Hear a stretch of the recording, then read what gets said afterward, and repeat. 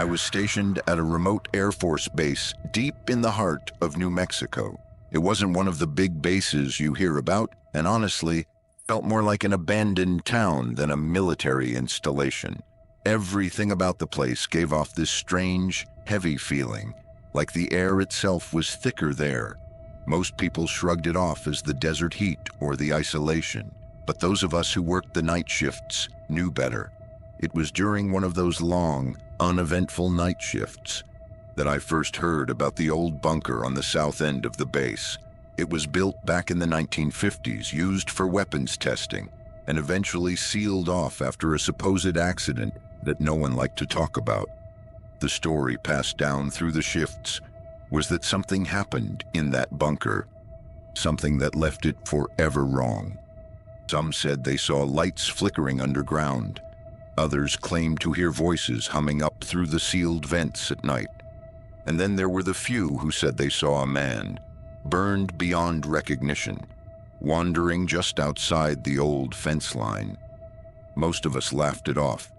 A spooky story to keep the new guys on their toes. I laughed too, until the night I got posted there. It was a slow shift. Me and my patrol partner Davis were assigned to do random drive-bys and exterior checks. Nothing too serious. Our normal SUV was down for maintenance, so they gave us an old Humvee that rattled like it was about to fall apart. Just great, I thought. We did our first sweep of the base without anything out of the ordinary. At around 2:30 in the morning, we decided to knock out the south sector, which meant driving past the old bunker. The road leading there was cracked and barely lit, lined with chain-link fencing that looked like it hadn't been repaired in decades. As we pulled up alongside the bunker, Davis nudged me and said, half joking, "Maybe we'll see the crispy guy tonight." I gave a half-hearted chuckle and kept scanning the darkness beyond the fence. The bunker itself was a large mound of concrete, half buried in the desert sand. The entrance was welded shut with heavy steel plates covered in rust and graffiti. Nothing moved. Not the wind, not an animal. It was dead silent. We stopped the Humvee to log the area check. As I wrote down the time, I noticed Davis had turned the engine off. "No reason to waste gas," he said. We sat there for a minute, listening to the cooling clicks of the engine. Then slowly, another sound started to creep in. It was faint at first, like a low whisper, barely noticeable over the night air. I looked at Davis, thinking maybe it was the radio, but it was off.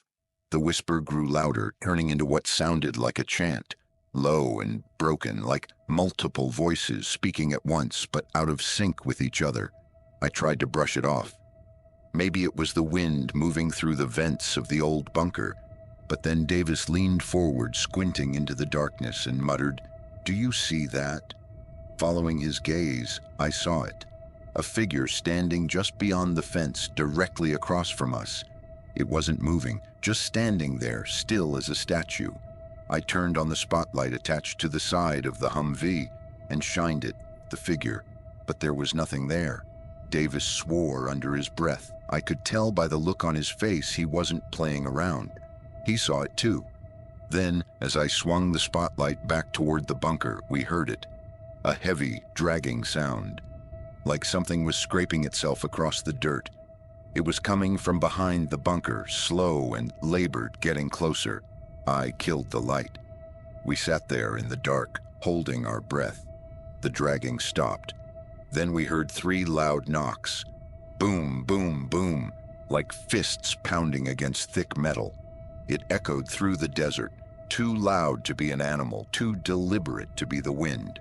I felt the hair on the back of my neck stand straight up. Without saying a word, Davis turned the key and cranked the Humvee to life. We peeled out, kicking up sand and gravel behind us. As we sped back toward the main base, I glanced into the side mirror. There was a figure standing in the middle of the road where the bunker had been, pale, almost glowing under the moonlight, arms dangling at its sides, watching us. Neither of us said a word until we reached the main gate. Once inside, we parked under the floodlights, sat there with the engine running, and just breathed. It took a long time before we calmed down enough to speak. When we finally reported it to the sergeant on duty, he didn't even blink. He just nodded slowly and said, "You're not the first ones to see him. Won't be the last." I never volunteered for a South Sector sweep again.